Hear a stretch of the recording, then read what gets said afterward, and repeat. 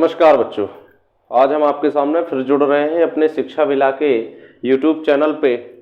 और आज ये हमारी कक्षा 12th है एग्रीकल्चर, कक्षा 12 है कृषि समकाय वालों के लिए ये हमारी क्लास रहेगी। आज है जो कि विद्युत की क्लास रहेगी। फिजिक्स में पार्ट 4 पीसीएमबी का चल रहा है, जो कि इसके पहले हम आपको पढ़ा चुके हैं इसके पहले हम आपको है जो कि जैसे कि प्रकाश का चैप्टर पढ़ा चुके हैं, और इसके पहले हम प्रकाश, चुंबक, ऊष्मा, ये 3 पार्ट हम पढ़ा चुके हैं फिजिक्स के कक्षा 12th एग्रीकल्चर वालों की। और सबसे महत्वपूर्ण प्रश्नों की श्रृंखला आपको हमने पढ़ाई है। सबसे महत्वपूर्ण प्रश्न जो होते हैं वो हमने आपको पढ़ाए हैं। ठीक है बेटा, आज हम आपको पढ़ाने जा रहे हैं क्या? आज हम पढ़ाएंगे आपको विद्युत। आज हम आपको पढ़ाएंगे क्या? विद्युत पढ़ाएंगे। ठीक है, तो विद्युत का बड़े सचेत होकर सुनना है आप सभी को कि विद्युत का क्या कैसा इस पार्ट से, क्योंकि बेटा इस पार्ट से कितने नंबर का है? विद्युत वाले पार्ट से आपका 4 अंक का एक प्रश्न पूछा जाएगा। कितने अंक का? 4 अंक का एक प्रश्न पूछा जाएगा। इस पार्ट से आपका 4 अंक का एक प्रश्न पूछा जाएगा, जो कि आपको सचेत होकर बिल्कुल सुनना है। ठीक है, किसी भी तरह की कोई इश्यू यदि बनता है आपका तो आप हमसे बता सकते हैं कि सर यहाँ मुझे प्रॉब्लम जा रही है, वहां आपकी समस्या का समाधान करेंगे। हमारी चल रही है कक्षा 12। ठीक, क्या चल रहा हमारा? पीसीएमबी, कक्षा 12 पीसीएमबी था। और क्या चल रहा हमारा? भौतिकी। पीसीएमबी में क्या चल रहा हमारा बेटा? भौतिकी। भौतिकी में और हमारा क्या चल रहा? भौतिकी में हमारा चल रहा है आज पाठ 4, और इसका नाम है हमारा विद्युत। क्या नाम है हमारे पाठ का? विद्युत नाम है बेटा। ठीक है, इस पाठ का नाम हमारे क्या है? विद्युत। पाठ 4 पीसीएमबी में भौतिकी का चल रहा है, इसका नाम हमने विद्युत रखा है। ठीक है, इस पाठ के बारे में हम आपको बता रहे हैं कि विद्युत किसे कहते हैं। आवेश, विद्युत आवेश के प्रकार लिखिए। बेटा क्वेश्चन है हमारा क्या? विद्युत किसे कहते हैं? हाँ, विद्युत किसे कहते हैं। ठीक है, और आवेश के प्रकार लिखिए। तो विद्युत आवेशन या विद्युत आवेश एक ही चीज कहलाता है। ठीक है, इसके प्रकार और हम आपको बता रहे हैं कि भाई कैसे होते हैं। ठीक है, प्रश्न हम डाले दे रहे हैं आपका, विद्युत आवेश किसे कहते हैं, आवेश के प्रकार लिखिए। क्या डाले दे रहे हैं? प्रश्न क्रमांक पहला है हमारा, और मोस्ट प्रश्न है ये हमारा, मोस्ट है कि विद्युत, जहां समझ में ना आए वहीं बोलते जाइएगा तुरंत। अभी आप नोट डाउन कर लीजिए। विद्युत आवेश, विद्युत आवेश किसे कहते हैं? विद्युत आवेश किसे कहते हैं? आवेश के प्रकार लिखिए। आवेश के प्रकार लिखिए। विद्युत आवेश किसे कहते हैं? आवेश के प्रकार लिखिए। ठीक है बेटा, तो वह कारण जो पदार्थों को रगड़ने पर उनमें आकर्षण का गुण प्रदान करता है। पहले इस बात इसकी परिभाषा लिख लेते हैं, फिर हम आपको इसके आगे लेके चलते हैं। वह कारण जो पदार्थों को रगड़ने पर, जो पदार्थों को रगड़ने पर उनमें आकर्षण का गुण प्रदान करता है, आकर्षण का गुण प्रदान करता है। वह कारण जो पदार्थों को रगड़ने पर उनमें आकर्षण का गुण प्रदान करता है, उसे विद्युत कहते हैं। उसे विद्युत कहते हैं। उसे विद्युत कहते हैं। तथा इस घटना को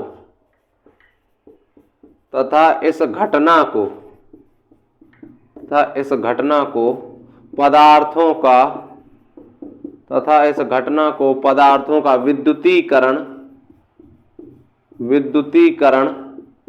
या आवेशन कहा जाता है, या आवेशन कहा जाता है, या क्या कहा जाता है बेटा? आवेशन कहा जाता है। परिभाषा सुनना बड़े गौर से। मैंने कहा विद्युत है जो कि आवेश किसे कहते हैं। क्वेश्चन है हमारा, मोस्ट प्रश्न है कि विद्युत आवेश किसे कहते हैं। ठीक है, PCMB भौतिकी पाठ 4 विद्युत। ठीक है, ये चल रहा था हमारा। हमने कहा क्वेश्चन आपसे विद्युत आवेश किसे कहते हैं, इसके प्रकार लिखिए। विद्युत आवेश क्या कहलाता है, इसके हमें क्या लिखना है बेटा, प्रकार लिखना है विद्युत आवेश के। ठीक है, तो हमने कहा वह कारण जो पदार्थों को रगड़ने पर उनमें किसका गुण प्रदान करता है, आकर्षण। आकर्षण यानी होता अपनी ओर आकर्षित करना। तो वह कारण, भाई दो पदार्थ हैं हमारे पास, दो पदार्थों को हम क्या करेंगे, आपस में रगड़ेंगे। तो वह कारण जो दो पदार्थों को रगड़ने पर, हमने दो पदार्थ, जैसे एक पत्थर से हम दूसरे पत्थर को रगड़ें, घिसें, चोट करें, एक पत्थर से दूसरे पत्थर पर रगड़ने पर उनमें आकर्षण का गुण प्रदान करता है। तो हमने जब पत्थर को रगड़ा तो जिस कारण, ऐसा कौन सा कारण हो गया कि भाई उससे चिंगारी निकल आई, ऐसा कौन सा कारण हो गया कि एक दूसरे को आकर्षित किया उन्होंने और चिंगारी निकल आई। तो वह कारण जो पदार्थों को रगड़ने पर उनमें किसका, आकर्षण, मतलब अपनी ओर एक दूसरे को रिझाने का या आकर्षण का गुण प्रदान करता है, इसे विद्युत कहते हैं, लाइट कहते हैं। ठीक है, ऊर्जा। वह कारण हमने कहा विद्युत आवेश किसे कहते हैं, आवेश के प्रकार लिखिए। तो वह कारण जो पदार्थों को रगड़ने पर उनमें आकर्षण का गुण प्रदान करता है उसे विद्युत कहते हैं। तथा जो ये क्रिया हुई, भाई हमने एक पदार्थ लिया, दूसरा भी पत्थर लिया, उनको आपस में टकराया, इस संपूर्ण क्रियाकलाप को क्या कहा जाता है, पदार्थों का विद्युतीकरण या आवेशन कहा जाता है। क्लियर है बात। तो वह कारण जिसके कारण दो पदार्थों को रगड़ने पर आपस में क्या होता है, उनमें आकर्षण का गुण प्रदान करता है। विद्युत आवेश क्या है, वह कारण जो पदार्थों को रगड़ने पर उनमें आकर्षण का गुण प्रदान करता है, उसे क्या कहा जाता है, उसे भैया हमारे, उसे है जो कि विद्युत आवेशन, उसे कहते हैं विद्युत। तथा उस घटना को क्या कहा जाता है, विद्युतीकरण कहा जाता है बेटा। क्लियर है बात। ठीक है, हमने कहा वह कारण जो पदार्थों को रगड़ने पर उनमें आकर्षण का गुण प्रदान करता है उसे विद्युत कहते हैं। तथा इस संपूर्ण प्रक्रिया को, जो ये पूरी प्रक्रिया बन रही है, भाई वो दो पदार्थ मिले हैं, आपस में घिसे हैं, मतलब रगड़ना, और उनमें फिर एक दूसरे को आकर्षित किया उन्होंने, इस संपूर्ण प्रक्रिया को विद्युतीकरण या आवेशन कहा जाता है। यह दो प्रकार के होते हैं। यह कितने प्रकार के होते हैं, यह दो प्रकार के होते हैं। लिखते जाइएगा बेटा, यह दो प्रकार के होते हैं। आपने पहले भी सुने होंगे इसके, ये तो हम चला रहे हैं अभी, आपने इसके पहले सुने होंगे। कौन कौन सा, धनावेश, दूसरा होता हमारा कौन सा, ऋण आवेश। अब धनावेश और ऋणावेश क्या है, भाई जो धनात्मक संख्या को दर्शाएगा वो धनावेश कहलाएगा, और जो ऋणात्मक संख्या को दर्शाएगा वो ऋणावेश कहलाएगा बेटा। क्लियर है बात। हमने कहा धनावेश व ऋणावेश, तो वो संख्या जो किसको दर्शाती है बेटा, प्लस पॉइंट को, किसको दर्शाती है, प्लस पॉइंट को, उसे धनावेश कहते हैं। तथा वह संख्या जो ऋणावेश को दर्शाती है उसे क्या कह देते हैं, उसे बेटा हम ऋणावेश कह देते हैं। अब जैसे इसकी इतना भैया लिख लिया आप लोगों ने, इतना लिख लिया, इसकी परिभाषा थी विद्युत आवेश की कि वह कारण जो पदार्थों को रगड़ने पर उनमें आकर्षण का गुण प्रदान करता है उसे हम क्या कह देते हैं, उसे विद्युत कहते हैं। तथा इस घटना को पदार्थों का विद्युतीकरण कहा जाता है। ठीक है, विद्युतीकरण या आवेशन कहा जाता है। आवेश दो प्रकार के होते, एक होते धनावेश, सेकंड होता ऋणावेश। ठीक है, एक होता धनावेश और दूसरा होता हमारा ऋणावेश। अब मैं इसको समझा दूं थोड़ा सा, धनावेश और ऋणावेश क्या है। अब आप कह रहे होंगे कि सर अभी आपने तो कहा जो प्लस पॉइंट को दर्शाए वो धनावेश है। बिल्कुल, इसकी सरल सुलभ तो परिभाषा यही है भाई। मैंने इसका एक फंडामेंटल राइट्स आपको बताया है, इसके आगे का तो कुछ हमें लिखना पड़ेगा, ऐसे तो होगा नहीं भाई कि हो जाएगा। जैसे हमने यहां डाला धन आवेश, धन आवेश, क्या डाला हमने, धन आवेश। भाई ये धन आवेश क्या है, तो जब कांच की छड़ को, जब कांच की छड़ को, ठीक है, जब कांच की छड़ को रेशम से रगड़ा जाता है, जब कांच की छड़ को रेशम से रगड़ा जाता है, घिसा जाता है, जब कांच की छड़ को रेशम से रगड़ा जाता है तो कांच की छड़ में उत्पन्न आवेश को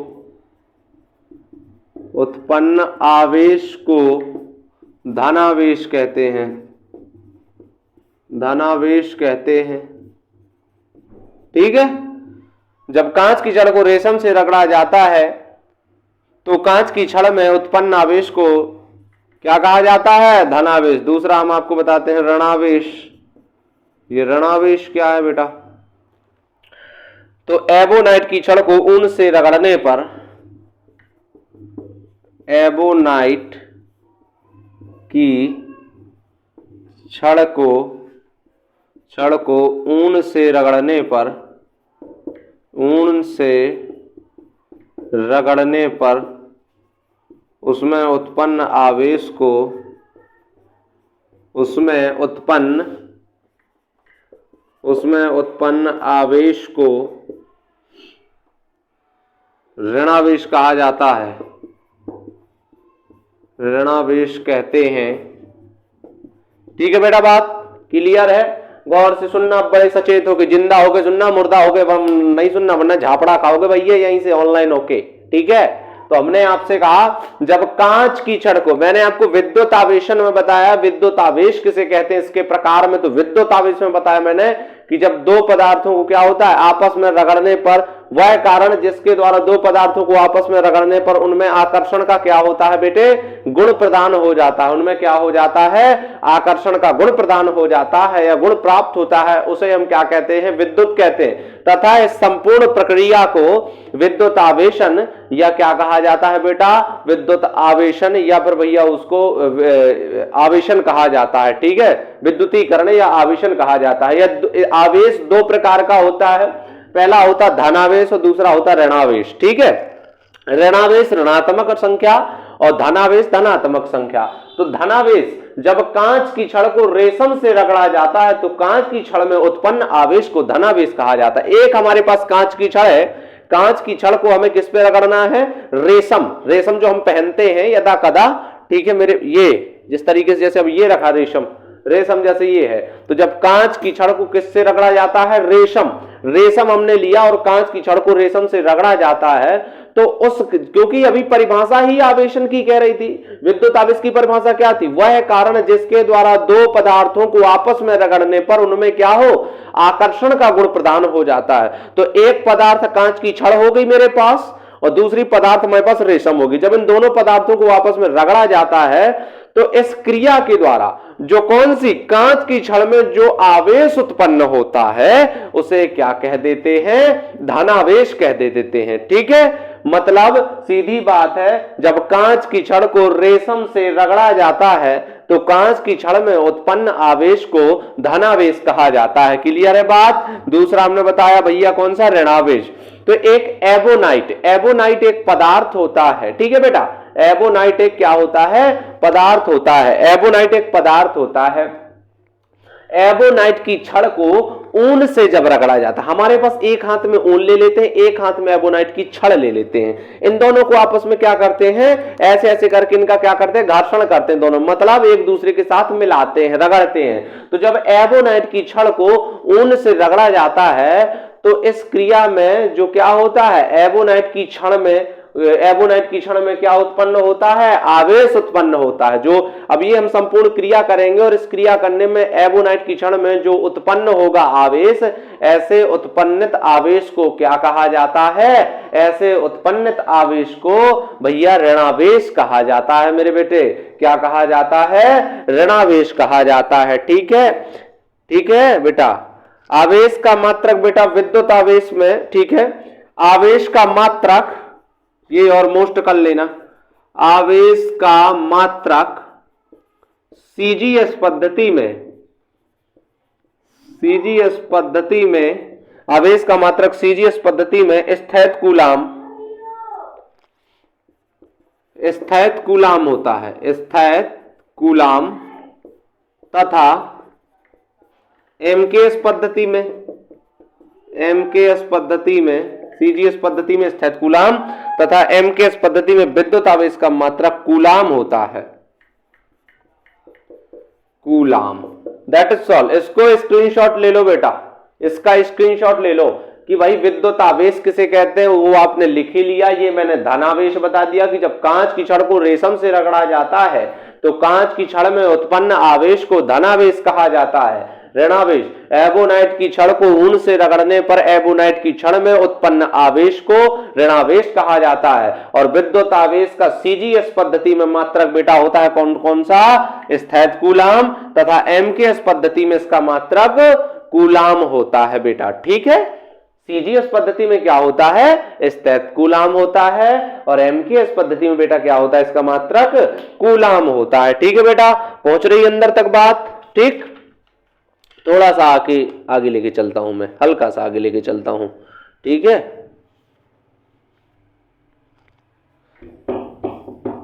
प्रश्न है हमारा, मूल आवेश किसे कहते हैं बेटा, ये हमें पढ़ना है। और मुख्य प्रश्न है हमारा, मूल आवेश किसे कहते हैं।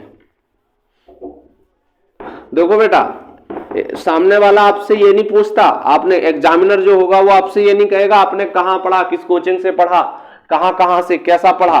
सामने वाला सिर्फ आपसे ये आपसे तो सिर्फ उसको यही जानना है कि आपने कैसा पढ़ा है, आपने कैसा पढ़ा है। भैया आप जैसा पढ़ेंगे वैसा ही आपको क्या किया जाएगा, दर्शाया जाएगा, वैसा ही आपको क्या किया जाएगा, दर्शाया जाएगा। तो सामने वाला सिर्फ आपसे ये पूछता है कि आपने कहां पढ़ा है, ये कहां नहीं पढ़ा है, उसको इससे लेना देना कतई ना है। उसको सिर्फ इससे लेना देना है कि आपने जो पढ़ा है वो ठीक पढ़ा है या नहीं पढ़ा है बेटा। ठीक है, उसको आपसे क्या लेना देना है, आपने ठीक पढ़ा है या नहीं पढ़ा दिया। ठीक है, दूसरा क्वेश्चन है, मूल आवेश क्या है बेटा, मूल आवेश क्या है, मूल आवेश क्या है, क्वेश्चन टाइप हमने मार दिया। मूल आवेश क्या है, तो इलेक्ट्रॉन पर उपस्थित आवेश को मूल आवेश कहते हैं बेटा। इसकी परिभाषा लिख लो जरा, इसकी परिभाषा है, इसकी परिभाषा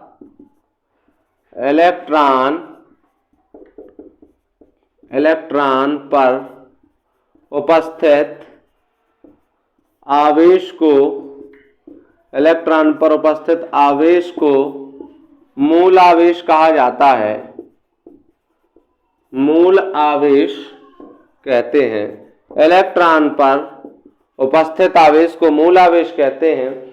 इसे ई से व्यक्त किया जाता है, इसे स्मॉल ई से व्यक्त किया जाता है, इसे स्मॉल ई से व्यक्त किया जाता है, व्यक्त किया जाता है। यह आवेश की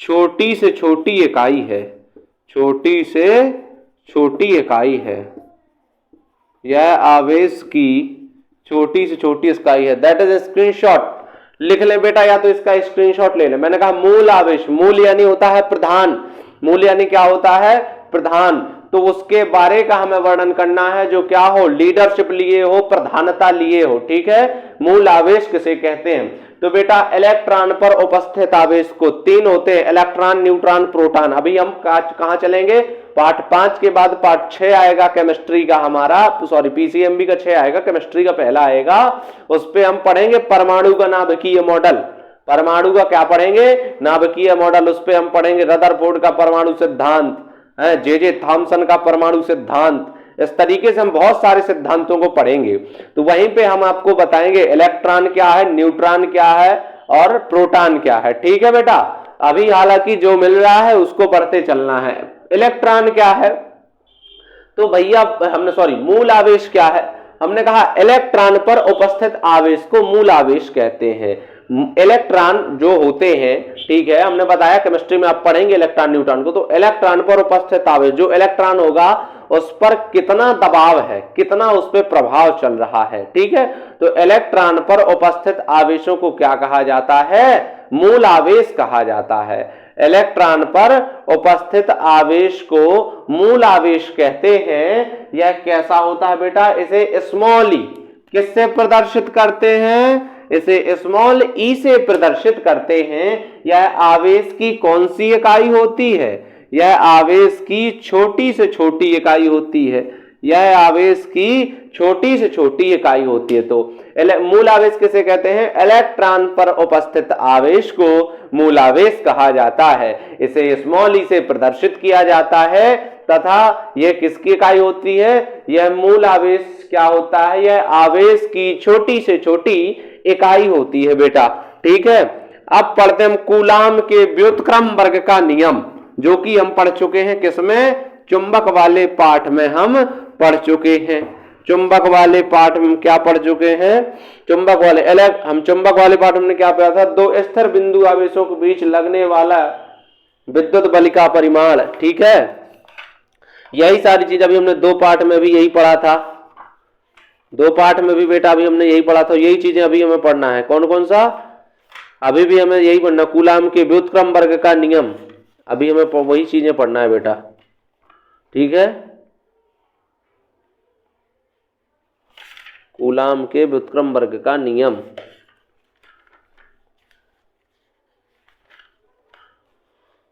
चलिए शुरू करते हैं। कूलाम के व्युत्क्रम वर्ग का नियम क्या है?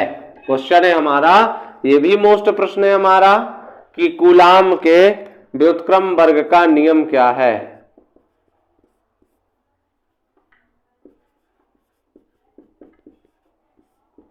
कूलाम के व्युत्क्रम वर्ग का नियम क्या है? कूलाम के व्युत्क्रम वर्ग का नियम क्या है? मुझे याद आया, किसी एक बच्चे ने एक दिन अभी मुझसे क्वेश्चन एक तो क्लास में किया था। मैं क्लास में पढ़ा रहा था, तो उस टाइम कुछ बच्चे ऐसे शरारती टाइप बच्चे होते हैं जो फालतू के क्वेश्चन करते हैं। तो फालतू के क्वेश्चन नहीं आपको करना है, जो फैक्चुअली क्वेश्चन होता है सिर्फ आपको वही क्वेश्चन करने हैं, ठीक है। जो आपको फैक्चुअली क्वेश्चन होते हैं वही आपको क्वेश्चन करने हैं, ठीक है। बाकी के अदरवाइज क्वेश्चन आपको नहीं करने हैं, ठीक है। क्योंकि वो बच्चा ने हमसे पूछा कि सर ये, क्योंकि ये जो आपकी अवस्था है ये किशोरावस्था चल रही है, इस अवस्था में क्या रहता है? एक दिल आपका हृदय में रहता है, दूसरा दिल हाथ पे लेके चलते हो, चाहे जब किसी को दे देते हो। ये गलत करते हो आप, ऐसा नहीं किया जाता है। ऐसा इसलिए नहीं किया जाता क्योंकि गड़बड़ है। क्योंकि देखो कोई भी है, लड़कियों के प्यार के चक्कर में अभी मत पड़ जाना, क्योंकि लड़कियां देखो दिखती हैं हीर की तरह, लगती हैं खीर की तरह, चुभती हैं तीर की तरह और छोड़ के चली जाती है फकीर की तरह। तो अभी पढ़ने पे ध्यान देना है हमको ज्यादा इस पे नहीं पढ़ना। और बाकी क्वेश्चन मेरी क्लास में फालतू के क्वेश्चन करते हो, किसी और क्लास में भी करते हो, हैं? यही क्लास में मत क्या करो, ये अदर क्लासेस में करो तो बात अलग है। तो ये चीज नोट कर लो, आज की लड़कियां कैसी होती, दिखती हैं हीर की तरह, लगती हैं खीर की तरह और दिल में चुभती हैं तीर की तरह और छोड़ देंगी तुमको फकीर की तरह, ठीक। ये पढ़ के चलो आगे। कूलाम के व्युत्क्रम वर्ग को हमने कहा दो स्थिर बिंदु आवेशों के बीच, उत्तर है इसका दो स्थिर बिंदु आवेशों के बीच, दो स्थिर बिंदु आवेशों के बीच, दो स्थिर बिंदु आवेशों के बीच लगने वाला विद्युत बल का परिमाण, लगने वाला विद्युत बल का परिमाण, लगने वाला विद्युत बल का परिमाण, दो स्थिर बिंदु आवेशों के बीच लगने वाला विद्युत बल का परिमाण उन आवेशों के परिमाणों के, उन आवेशों के, उन आवेशों के परिमाणों के, उन आवेशों के परिमाणों के गुणनफल के, उन आवेशों के परिमाणों के गुणनफल के अनुक्रमानुपाती, अनुक्रमानुपाती, याद कर लेना बेटा, ये मोस्ट प्रश्न बता रहा हूं। अनुक्रमानुपाती तथा उनकी बीच की दूरी के, तथा उनकी बीच की दूरी के, दूरी के वर्ग के व्युत्क्रमानुपाती होता है, व्युत्क्रमानुपाती होता है, व्युत्क्रमानुपाती होता है, व्युत्क्रमानुपाती होता है। ठीक है, कूलाम के व्युत्क्रम वर्ग का नियम। अभी हमने चुंबक वाले पाठ में हमने पढ़ा था, दो स्थिर बिंदु आवेशों के बीच लगने वाला आकर्षण या प्रतिकर्षण का बल। हमने चुंबक वाले पाठ में कैसा पढ़ा था इसी को, कि दो स्थिर बिंदु आवेशों के, ये मेरे पास दो स्थिर बिंदु आवेश हैं, दो स्थिर बिंदु आवेशों के बीच लगने वाला आकर्षण या प्रतिकर्षण का बल उनके ध्रुवों के ध्रुव प्राबल्यों के, ठीक है, ध्रुवों के ध्रुव प्राबल्यों के अनुक्रमानुपाती तथा उनके बीच की दूरी के वर्ग के व्युत्क्रमानुपाती होता है। थोड़ा सा बदला है क्योंकि वो चुंबक था और ये विद्युत है। हमने कहा दो स्थिर बिंदु आवेशों के बीच लगने वाला कौन सा बल, विद्युत बल। वहां हम कह रहे थे दो स्थिर बिंदु आवेशों के बीच लगने वाला कौन सा बल, उनके आकर्षण या प्रतिकर्षण का बल। ये पढ़ रहे हैं हम क्या बेटा, ये पढ़ रहे हैं विद्युत, सो विद्युत का बल लगाएंगे कि दो स्थिर बिंदु आवेशों के बीच लगने वाला विद्युत बल का परिमाण। कौन से बल का परिमाण, कहोगे सर ये परिमाण क्या है, परिणाम होता है उत्तर और परिमाण एक अलग चीज है उनकी। क्यों, आपने देखा है कुछ राशियों में ऐसा लिखा जाता है कि ये राशियां क्या होती हैं, परिमाण, इनमें परिमाण व दिशा दोनों होते हैं, इनमें परिमाण व दिशा दोनों, किसी में परिमाण होता, किसी में दिशा नहीं होती, किसी में दिशा होती, अगले में परिमाण नहीं होता। ठीक है बेटा, तो दो स्थिर बिंदु आवेशों के बीच लगने वाला विद्युत बल का परिमाण उन आवेशों के गुणनफल के क्या होगा, अनुक्रमानुपाती। अनुक्रमानुपाती होता उसके अनुसार चलने वाला, मतलब कैसा चलेगा, ये उसके अकॉर्डिंग चलेगा। दो स्थिर बिंदु आवेशों के बीच लगने वाला विद्युत बल का परिमाण उनके किसके बेटा, उनके उन आवेशों के परिमाणों के गुणनफल के अनुक्रमानुपाती। ठीक है,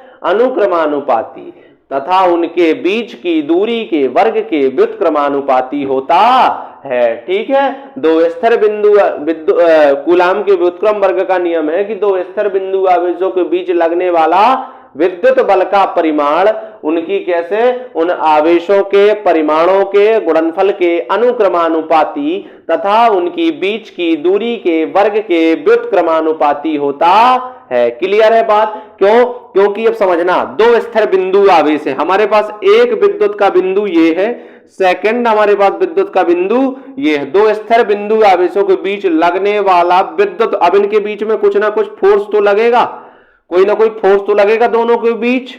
इन दोनों, हमने कहा दो स्थिर बिंदु आवेशों के बीच यहां लगने वाला लगने वाला विद्युत बल का परिमाण, यहां क्या लगेगा इनका विद्युत बल का, एक साइड यहां से आ रहा है, एक साइड यहां से आ रहा है, परिमाण लग रहा ना, विद्युत बल का परिमाण उन बिंदु आवेशों के, जो एक बिंदु आवेश ये है, एक बिंदु आवेश है, इन बिंदु आवेशों के परिमाणों के, अब इनका जो परिमाण निकलने वाला है, इन आवेशों के परिमाणों के क्या होगा, गुणनफल के, इन आवेशों के परिमाणों की, अब लो हमने गुणा कर दिया इन दोनों का आपस में, किसका, इनके परिमाणों का, इन दोनों आवेशों के परिमाणों के गुणनफल के क्या होगा बेटा।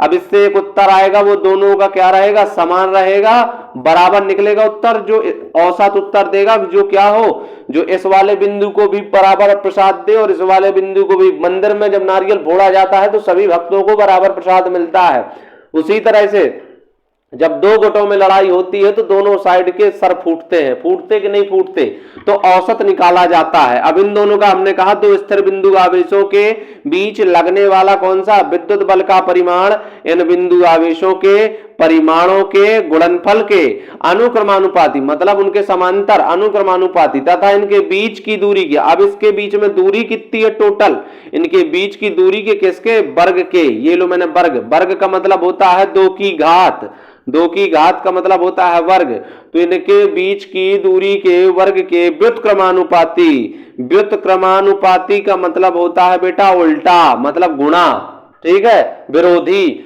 तो इनके बीच की दूरी के वर्ग के व्युत्क्रमानुपाती होता है। ठीक है, दो स्थिर बिंदु आवेशों के बीच लगने वाला विद्युत बल का परिमाण, ठीक है, किसका, विद्युत बल का परिमाण उन आवेशों के परिमाणों के गुणनफल के तथा उनके बीच की दूरी के वर्ग के व्युत्क्रमानुपाती होता है। ठीक है बेटा, इतना हुआ आपसे क्लियर।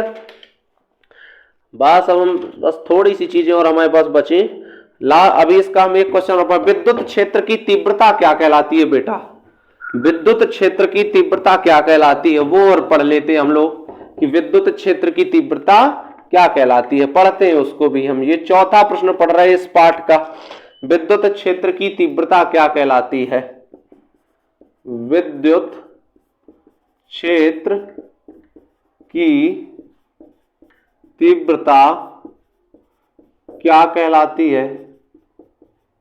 विद्युत क्षेत्र की तीव्रता क्या कहलाती है? ठीक है, उत्तर में लिख ले बेटा। हमने आपको बताया विद्युत क्षेत्र की तीव्रता क्या कहलाती है? Intensity of electric field.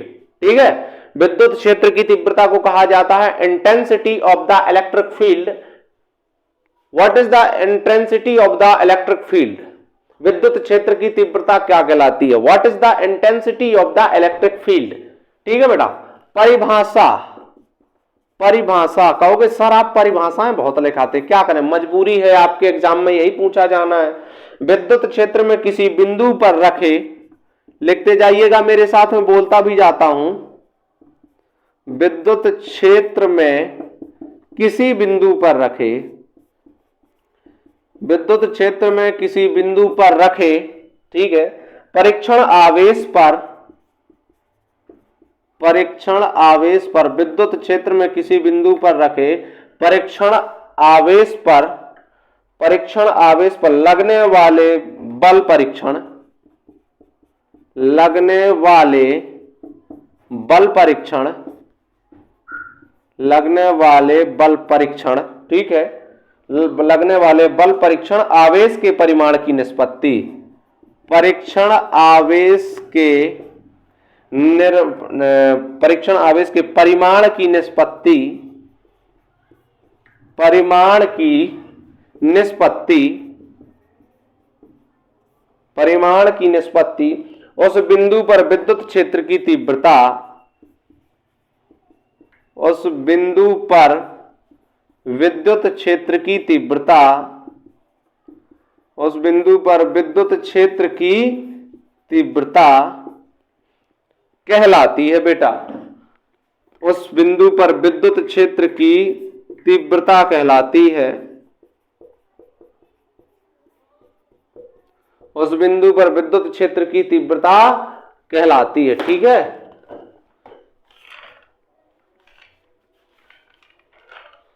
उस हमने कहा विद्युत क्षेत्र की तीव्रता क्या कहलाती है? What is the intensity of the electric field?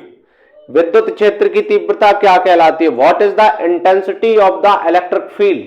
ठीक है बेटा, हमने कहा परिभाषा, विद्युत क्षेत्र में किसी बिंदु पर, एक विद्युत का क्षेत्र होता है, आपका गांव भी आपका क्षेत्र माना जाता है, आपका एकदम भौकाल रहता ना, आपके गांव में एकदम पावरफुल भौकाल रहता कि नहीं रहता? आप अब आपके गांव में कोई आपको झापड़ा मार के चला जाए, भला मजाल उसकी चला जाए, वो नहीं जा सकता। क्यों नहीं जा सकता? क्यों? उसका इतना भौकाल है। आपके गांव में आपकी इतनी चलती है। और फिर जैसे भगवान राम थे, वो जाके रामायण में आपने देखा होगा, लंका में जाके भाई उसी के घर में जाके उसी को पराजित करना एक बहुत बड़ी बात है। रावण के घर मतलब रावण की लंका में जाके रावण को ही परास्त करना एक अपने आप में बहुत बड़ा चुनौती वाला काम था। उसी तरह से विद्युत क्षेत्र में किसी बिंदु पर परीक्षण आवेश पर लगने वाले बल परीक्षण आवेश की, विद्युत क्षेत्र में किसी बिंदु पर परीक्षण आवेश, विद्युत क्षेत्र है हमारे पास, उस पर एक क्या है? विद्युत क्षेत्र है। विद्युत क्षेत्र में कैसा? परीक्षण आवेश। ठीक है, विद्युत क्षेत्र में कैसा हमारे पास? परीक्षण आवेश है। ठीक है, विद्युत क्षेत्र में किसी बिंदु पर परीक्षण आवेश, परीक्षण आवेश का मतलब होता है चेकिंग पॉइंट, जहां से उस बिंदु का क्या किया जाना है? परीक्षण किया जाना है, जांच करी जानी है। विद्युत क्षेत्र में किसी बिंदु पर परीक्षण आवेश पर, किस पर? परीक्षण आवेश पर। कौन सा? लगने वाला। परीक्षण आवेश पर क्या होने वाला? लगने वाला। परीक्षण आवेश पर क्या होने वाला? लगने वाला। ठीक है बेटा, परीक्षण आवेश पर लगने वाले बल, परीक्षण आवेश पर लगने वाले बल, ओके, परीक्षण आवेश पर लगने वाले बल, परीक्षण आवेश के परिमाण की निष्पत्ति, परीक्षण आवेश पर लगने वाले बल तथा परीक्षण आवेश के परिमाण की निष्पत्ति उस बिंदु पर विद्युत क्षेत्र की तीव्रता कहलाती है, intensity of the electric field. ठीक है बेटा, क्लियर है? बाकी की क्लास हम कल क्लियर करते हैं, यहां तक के लिए। ठीक है, यहां तक के लिए क्लियर है आज का? ठीक है, क्योंकि आप लोगों को पढ़ना है, थोड़ा सा ध्यान दीजिएगा, क्योंकि परों को खोल जमाना उड़ान देखता है, परों को खोल जमाना उड़ान देखता है, जमी पे बैठ के क्या आसमान देखता है। ठीक है, और मिला है हुस्न तो इस हुस्न की हिफाजत कर, संभल के चल तुझे ये सारा जहान देखता है। तो अपने चरित्र पर विशेष ध्यान दें और अपनी शिक्षा पर विशेष ध्यान दें कि ताकि हमारे लिए कोई कल के दिन कोई ऑब्जेक्शन ना उठ जाए। इसी के साथ इस क्लास का दी एंड होता है। आपके साथ मिलते हैं अगली क्लास में, और यही क्लास चलेगी विद्युत की, क्योंकि अभी ये पूरा नहीं हुआ। जब तक के लिए नमस्कार बच्चों। ठीक है।